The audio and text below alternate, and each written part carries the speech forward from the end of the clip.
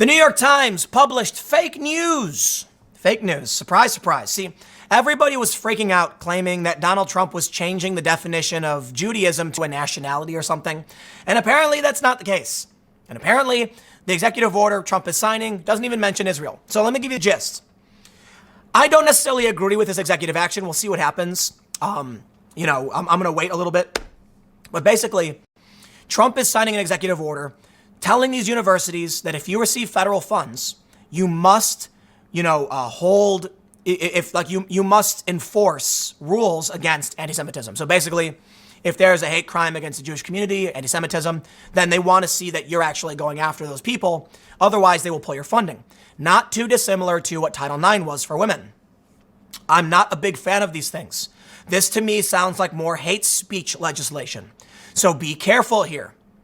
A lot of people have come out and said it's a bad move. It's a threat to the First Amendment. Okay. But here's what I got to say.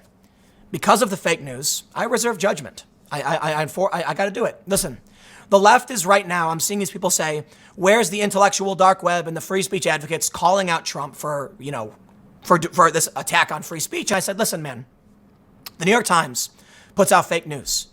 I got to wait a day. I got to wait a day or two. Okay, I'll tell you what my concerns are. But sure enough, the New York Times says he's changed the definition. It's not the case. People were screaming, this is literally what Hitler did. Oh, you know what, man? Look, how is it that I can tell you all day, every day, the hate speech rules are a bad idea? Because next thing you know, Trump will come out with hate speech rules. There we go. He did. You reap what you sow. Welcome to the fight. They're all concerned now. They're worried that Palestinian rights activists will lose funding or get disbanded or be kicked out or something, which is just absurd. It's just not going to happen. So I'm not super concerned about this. I don't like the hate speech stuff because I think it's overbearing. But let's read. Jewish Insider. Now, I must stress, I'm not super familiar with Jewish Insider. They're not certified by NewsGuard. I want to make sure that's clear. But considering they're mentioning this and it's in the news and they have it, they claim to have a document, I'm going to read the story. They say, Jewish Insider has obtained a draft of the executive order that Donald Trump will sign this afternoon at the White House. As first reported by the New York Times on Tuesday, the order formally calls on government departments enforcing Title IX of the Civil Rights Act of 1964 to adopt the International Holocaust Remembrance definition of anti-Semitism. The order calls for the enforcement of, quote, Title IX against prohibited forms of discrimination rooted in anti-Semitism as vigorously as against all other forms of discrimination prohibited by Title IX. That's actually not that big a deal. That's just him saying, make sure you take care of this, same as everything else. I respect that.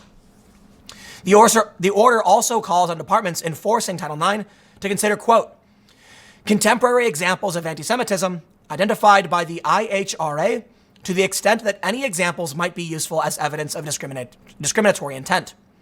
Initial reporting indicated that the order would include language defining Judaism as a national origin, setting off a frenzy among major Jewish organizations, activists, and lawmakers. The draft text of the order obtained by JI makes no such reference. Of note, there is no mention of Israel in the text of the executive order draft shared with JI. However, IHRA includes, as contemporary examples of anti-Semitism, the accusation of dual loyalty, using symbols associated with anti-Semitism to characterize Israel or Israelis, and claiming that the existence of a state of Israel is a racist endeavor. IHRA also notes in its working definition that criticism of Israel similar to that leveled against any other country cannot be regarded as anti-Semitic. Well, there you go. You know what, man? I'm sorry. I think all these people, not everybody, but a lot of these anti-Israel activists, I think, just hate Jewish people. And I know that's it's a bit hyperbolic, a bit for me especially. But listen, why is it that Ilhan Omar will say sanctions on Turkey are bad because sanctions can hurt people, but then call for sanctions on Israel? That's not a fair application of a standard. Turkey was being heavily criticized for what they were doing in northern Syria. Listen, we see it very often. Even the IHRA is saying, criticism of Israel similar to that leveled against any other country cannot be regarded as anti-Semitic. I completely agree. If you got a problem with foreign aid, 100% call it out. But for some reason, these activists are all about foreign aid to one country, not to Israel. They're all about calling out everything that is about Israel while ignoring the foreign wars in the Middle East. And then you look at what, Ilhan Omar, Rashida Tlaib, and Lintasar Soor say, and I gotta say, man, I think we know where their opinions really are rooted. Whether, you don't have to agree with me. So that's basically the gist of it. I can go through this a little bit, but the main point that I really want to get to is I think they have a link here to the New York Times story. Let's pop this one open. And this story from the New York Times was heavily criticized. They say this: the president's order would allow the government to withhold money from campuses deemed to be biased, but critics see it as an attack on free speech. To an extent, I can respect that. They say the order will effectively interpret Judaism as a race or nationality, not just a religion, to prompt a federal law penalizing colleges and universities deemed to be shirking their responsibility to foster an open climate for minority students. In recent years, the BDS movement against Israel has roiled some campuses, leaving some Jewish students feeling unwelcomed or attacked. Let me tell you a story. A friend of mine was complaining to me that they have not been to Israel. They are Jewish.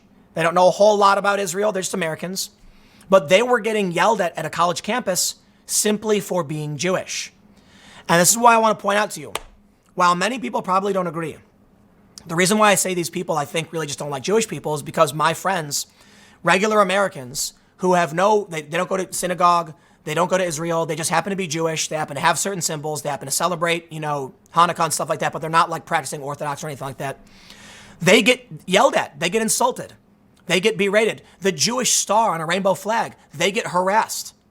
Like there was a Pride event where people had a rainbow flag with the Star of David on it, and they were told to get it out because it looks too much like Israel. It's like, dude, if you're gonna take issue with Israel, take issue with Israel.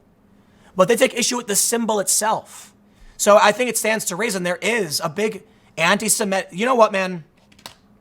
I believe a lot of these college groups are anti-Semitic. I do. I really, really do believe it. I don't believe there's a lot of voices behind BDS that make good points, and I completely agree. Like, you got a problem in the West Bank, man. We've got problems in the Gaza Strip. Israel, it's a conflict. I recognize there are a lot of issues going on. But I'll ask you a few questions. What about Egypt? Do we see people calling out Egypt? You know that Gaza borders Egypt too, right? Don't see it. Makes me wonder. When people talk about Israel, their right to exist, they're not, in my opinion, talking about governmental policy actions. They're not talking about law. They're not talking about human rights abuses. They're just talking about what happens to be the only Jewish country in the world. And it's actually a very tiny country bordering, in a conflict. I think there's a problem with the identitarian left in that they pretend not to be racist, but they're racist. They pretend to fight against racism and antisemitism, but they are overtly anti-Semitic and racist. They claim not to be sexist, but they are. And I think moderate individuals know that when you're trying to protect the civil rights of people, you do have to look for like a real dog whistle. And you have to look for those who would lie, cheat, and steal, and who would weaponize our good faith against a minority group. I have concerns about what Trump is doing with this executive order, whether or not it will stifle free speech, even for those who hate Jewish people, like BDS protesters. So let me clarify. As I stated, I think a lot of these people are anti-Semites. I think they have a right to speak. I don't think institutionally a university should be telling Jewish people that they're not welcome or that there's problems in their community, insult them for something they can't change. I think the universities as an institution should not do that. If a student wants to complain and protest and say whatever they want, I can respect that. So we'll see where the hard line is, right? They say, in signing the order, Mr. Trump will use his executive power to take action where Congress has not, essentially replicating bipartisan legislation that has stalled on Capitol Hill for several years. Prominent Democrats have joined Republicans in promoting such a policy to combat anti-Semitism, as well as the Boycott Israel movement. I have no problem with people promoting BDS. It's their right. It's free speech. I do have a problem with people lying and using BDS as a cudgel because they don't like Jewish people. So I'll say it for the millionth time, but I've seen some people and have some honest debates with people about, their concern over what Israel does with Palestine and the West Bank. But they never seem to have the same criticism for the same things, not principle-based. So while I will say I defend the free speech of the BDS protesters, I defend the free speech of the far right, they won't say the same thing. They'll say I defend BDS, but I don't defend the free speech of the far right. So how can you come to me and tell me it's about free speech? Tell me it's about, civil liberties, but you only point in one direction, towards the Jewish people. It is like, you know what, man? The whole time I've fought for free speech, even for those who are deplorable and those who are honorable, they're nowhere to be found. Up until someone says you just can't rag on, they come out right now and say, we don't want you ragging on Jewish people. And all of a sudden they have their arms in the air screeching. Oh no. Did Trump say you can't promote BDS? No. He said, they specifically say you can criticize Israel same as any other country. Why are they freaking out about it now? Because the bill stops them from being anti-Semites. They're racists, they're bigots, they're anti-Semites, and they pretend not to be. This should be the easiest example. So you know what? If somebody came out and said, I believe in free speech even for the far right, and I would say, what about the far left? Yep, even for the far left. I say, okay, I believe you. These people come out and say, I do not believe in free speech. Oh, what's that? You want to ban anti-Semitism? Now I'm for free speech. Yeah, okay, dude. Okay, dude, please. I'm not buying it. I got one more segment coming up in just a few minutes. YouTube, new rules. It's about to get bad. I'll see you in a moment.